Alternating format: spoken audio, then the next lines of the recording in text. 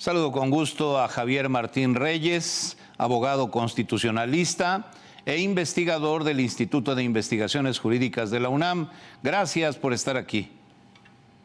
Al contrario, muchísimas gracias, Guillermo. Un gustazo como siempre.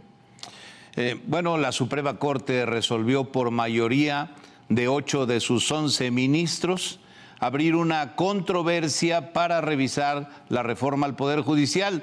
Te preguntaría, ¿cuáles son los alcances de esta decisión?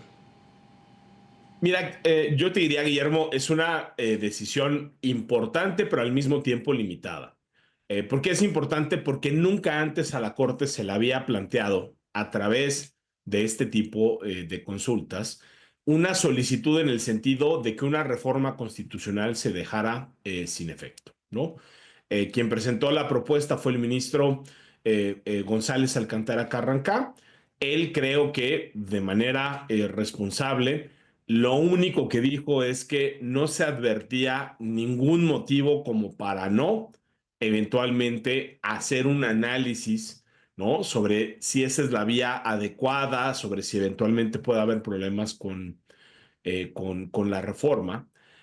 Y hubo, eso sí, tres posiciones muy claras de la ministra Lenia Batres, de Loretta Ortiz y de Yasmín Esquivel, quienes ellas cierran por desechar abiertamente esta consulta. Hubo 8 votos que dijeron que por lo menos de momento no había que cerrar la puerta. Y esto lo que implica es que ahora el asunto se le va a turnar a otro ministro o a otra ministra, y esta nueva persona entonces sí tendrá que hacer el análisis sobre si es posible o no estudiar la validez de una reforma constitucional a través de estas consultas que están contempladas en la ley. En su caso, si se pasa esta primera aduana, si hay o no problemas con la reforma, y en tercer lugar, cuáles son los efectos. De momento, la Corte ni siquiera se ha pronunciado sobre que la consulta es procedente para analizar una reforma constitucional, pero sí es muy importante porque de momento no se cierra la puerta, ¿no? A partir de lo que se ha dicho y que hemos escuchado en las últimas horas, Javier Martín Reyes, te pregunto, ¿es legal lo que decidió la Corte? Es decir, ¿está en sus atribuciones? Sí, a ver, yo te diría, en la medida en que es una decisión muy limitada, yo no le veo ningún problema. Diría, incluso una decisión muy de trámite, ¿no? Esta consulta llega, se presenta el escrito, y lo que hizo la ministra Piña, creo que de manera muy responsable, pues fue simple y sencillamente y decir, como no es un trámite ordinario, le voy a preguntar al Pleno qué es lo que tenemos que hacer.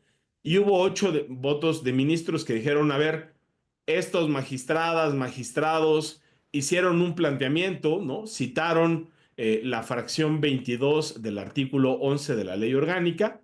La Corte dijo que lo más adecuado no era utilizar esta fracción 22, que se refiere en realidad a conflictos contractuales o que tienen que ver con obligaciones por parte de la Corte, y decidieron que se tenía que tramitar a través de otra fracción, que es la 17, que habla de conflictos al interior del Poder Judicial, ¿no? Entonces, digamos, esta es una consulta que está explícitamente establecida en la ley, y todavía no se pronuncia la Corte sobre cuáles serán sus alcances. Entonces, en ese sentido, yo creo que la decisión de la Corte no tiene en este momento ningún vicio ni de legalidad ni de constitucionalidad. 3 ministras, ya lo referías, estuvieron en contra.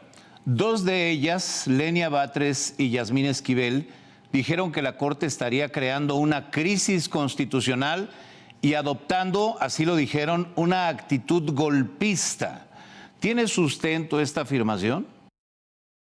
No, a mí me parece que son afirmaciones apresuradas y sobre todo profundamente irresponsables.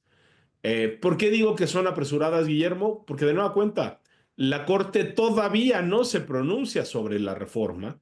Es más, todavía ni siquiera decide que esta es la vía, si es que la hay, para pronunciarse sobre una reforma constitucional. Entonces, en ese medido, creo que las ministras se están adelantando al tema de fondo y están criticando a sus pares por una decisión que ni siquiera todavía toman, ¿no?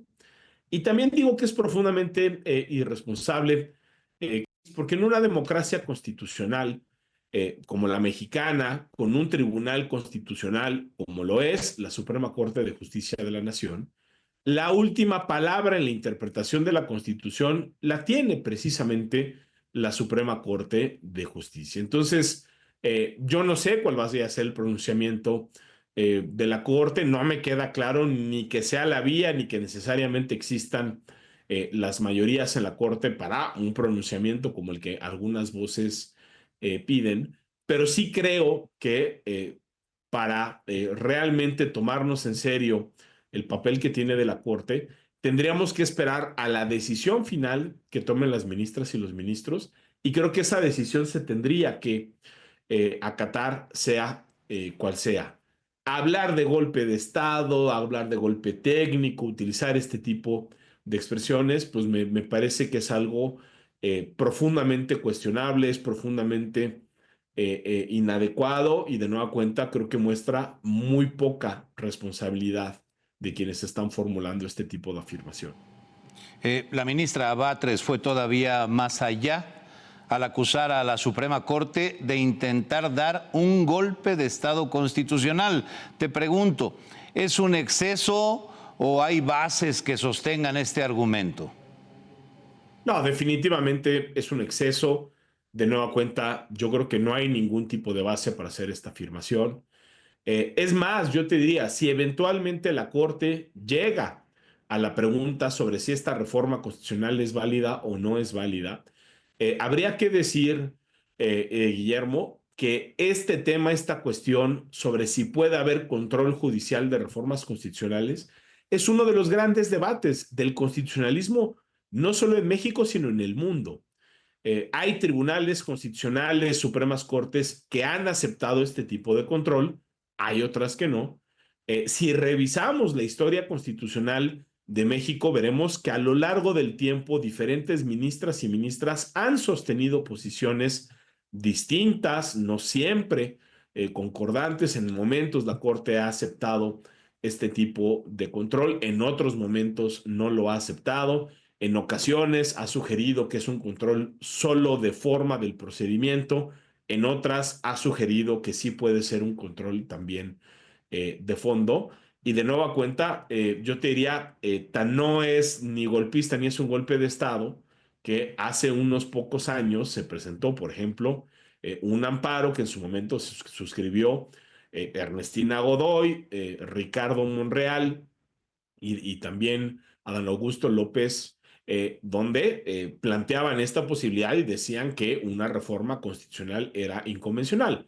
Como bien recordó el ministro González Alcántara, en el momento en que estos abogados que hoy están en el oficialismo presentaron el amparo, pues nadie les dijo que eran golpistas. Ellos hicieron un planteamiento, los tribunales en su momento les contestaron y creo que un igual tratamiento tendríamos que darle a estas controversias, ¿no?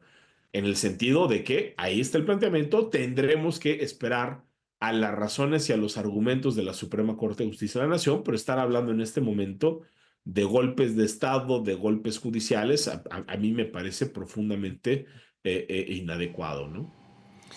Javier Martín Reyes, abogado constitucionalista, ¿cuáles podrían ser las consecuencias finales de la intervención de la Corte? Mira, yo creo que el abanico de posibilidades es muy amplio, porque de verdad no quedan claros, Guillermo, cuáles son los alcances que tiene esta figura, ¿no? En un extremo yo te diría, podría haber una posibilidad donde una mayoría de ministras y ministros se queden en la primera pregunta y digan, las consultas no son una vía para plantear cuestionamientos a reformas constitucionales. En ese caso, en ese extremo, el efecto sería nulo y por lo menos a partir de esta decisión no cambiaría la reforma judicial. Y luego hay una gama de soluciones que van desde la posibilidad que la Corte interprete algunas disposiciones de la reforma judicial para hacerlas compatibles con derechos humanos y principios constitucionales, hasta otro extremo donde quizá podríamos llegar a un caso de inaplicación o de invalidez, ¿no? No sabemos cuál va a ser el resultado, lo dijo creo que con claridad el ministro Lainez el día de ayer, por la simple y sencilla razón de que nunca antes, a través de estas consultas, se habían planteado preguntas de este tipo, ¿no? Pero tío, en este momento la Corte no ha decidido nada, no tenemos precedentes similares a través de este tipo de consultas, y creo que en esa medida hay que decirlo con claridad, no sabemos cuál va a ser el resultado, pero sí puede haber un abanico muy amplio de posibles resultados. ¿Qué me puedes comentar, Javier Martín Reyes, acerca de la respuesta de la ministra Norma Piña al senador Gerardo Fernández Noroña sobre el listado de personas juzgadoras que el Senado ha solicitado a la Corte para la convocatoria destinada a la elección de jueces, magistrados y ministros? ¿Qué me puedes comentar de lo que sucedió hoy en ese sentido? Pues yo te diría, creo que es la respuesta legal y responsable, ¿no? Es indiscutible que hasta que no haya un pronunciamiento de la Corte, ¿no? Relacionado con la invalidez o la inaplicación de la reforma judicial, pues esa reforma sigue siendo una norma vigente, pero al mismo tiempo también lo que hay que reconocer es que ya se han dictado una serie de suspensiones que han puesto, déjame ponerlo así, pausa, Guillermo, a la aplicación de la reforma. Y unas de esas suspensiones están dirigidas precisamente al Consejo de la Judicatura Federal.